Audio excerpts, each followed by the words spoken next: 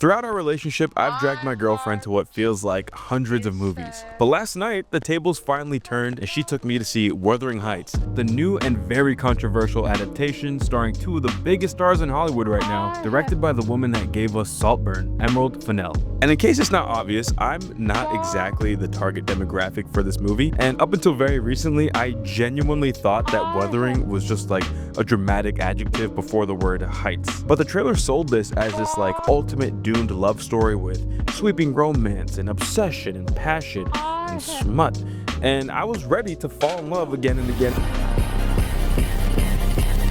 and again and again. But after sitting through the actual movie, I'm left with more questions than answers. So today, let's just squeeze every last drop out of my dude-programmed brain and talk about Wuthering Heights. For the first time, I think, in my life, I think a movie looks too good. Linus Sandgren is just simply that guy. The costumes are gorgeous, the setting feels massive and tangible. Like straight up, this movie just looks as incredible as people are saying. And after seeing this, I am unbelievably hyped to see what he does with Dune 3. Every shot in this movie is punching so far above its weight that it makes the gap in quality between the visuals and the script blindingly apparent. It's the textbook definition of style over substance. I don't think anybody should hear the name Wuthering Heights and immediately think Pinterest board. The weird skin-colored walls, the close-ups of sweaty backs, the hands running through goopy shit. It all looks provocative, sure, but it feels empty. It's like in those fast food commercials when they make the burgers look really nice and then in the behind the scenes they show that half of it's like plastic. It looks delicious, but you can't actually eat it. But for the first hour or so, it does kind of work,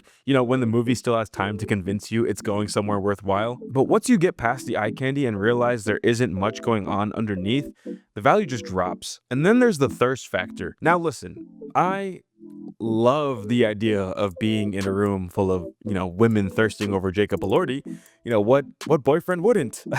But the marketing sold this as this like feral, passionate, chaotic R-rated romance, and instead it feels weirdly safe. Yes, there's like a couple of blush-worthy moments. You know, you got the corset lifts, the literal horseplay, a lot of tongue stuff, and that earring reveal that had my theater literally gasping. But from what I can tell, you know, as a guy, the movie knows what its audience wants to see, but it never really commits. It teases this intensity without ever giving you the emotional climax or the massive fallout that's supposed to come with that level of obsession. I mean, sure, it's horny, but it's also sterile. It always feels curated. You know, Margot Robbie and Jacob Elordi have this undeniable physical chemistry, but the story gives me zero reason to believe in them as a couple. Beyond that physical attraction and a heavy dash of Stockholm Syndrome, what is actually there? Which brings me to the character logic. You know, in the original story, these two are teenagers, I believe, or at least young adults, making catastrophic decisions because they don't know any better. In this movie, they're fully grown adults acting like brats,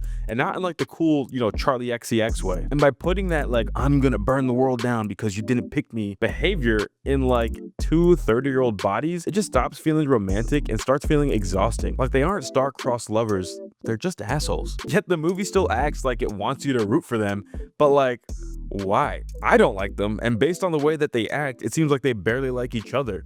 Yet the film keeps saying, you know, that their souls are made of the same stardust, which is like a cute line for a Hallmark card or whatever, but you actually have to show me that. Now listen, I've never read the book, but even I can tell that there is a massive hole where the heart of this film should be. When Heathcliff returns for his revenge, that should be this like emotional nuclear bomb. This is the guy that left shattered and humiliated, came back, bought the house that traumatized him, and then he proceeds to fold immediately. Where is the tension? Where's the reckoning?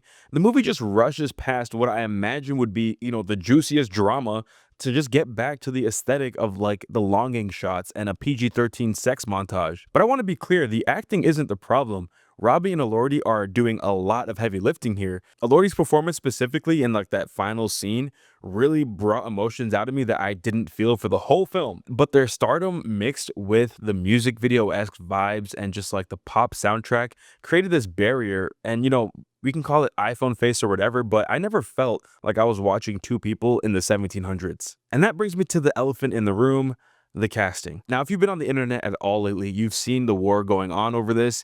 In the book, Heathcliff is described as dark-skinned. He is an outsider, and he's a victim of this like super racist Victorian society. And I feel like it's a really important aspect of his character, especially to how it relates to the whole story. But in this movie, he is played by, obviously, Jacob Elordi. Now listen, I like the guy, but casting a white actor completely changes the DNA of the story. And what made me notice it even more was I saw a trailer for the 2011 adaptation, which is apparently the only one where they actually cast Heathcliff as a person of color. And in the trailer, there's a scene of him getting whipped by Mr. Earnshaw. And just by that one scene alone, I feel like there's enough social context for us to add a lot more depth to that scene. And when you take that away, it just is really confusing, and it's low-key kind of weird, Emerald. Like, what are you trying to say? And it's made even weirder by the fact that Edgar Linton, who is supposed to be like the cuck, is a person of color.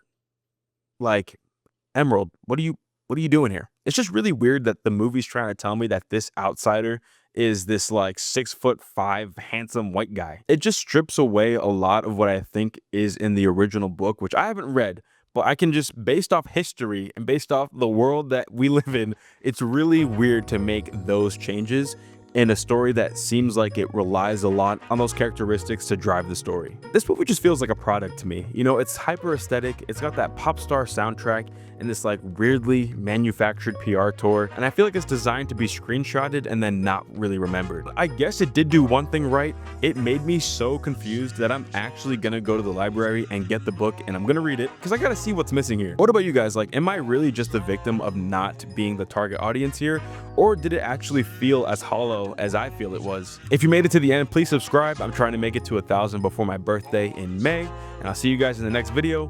Peace.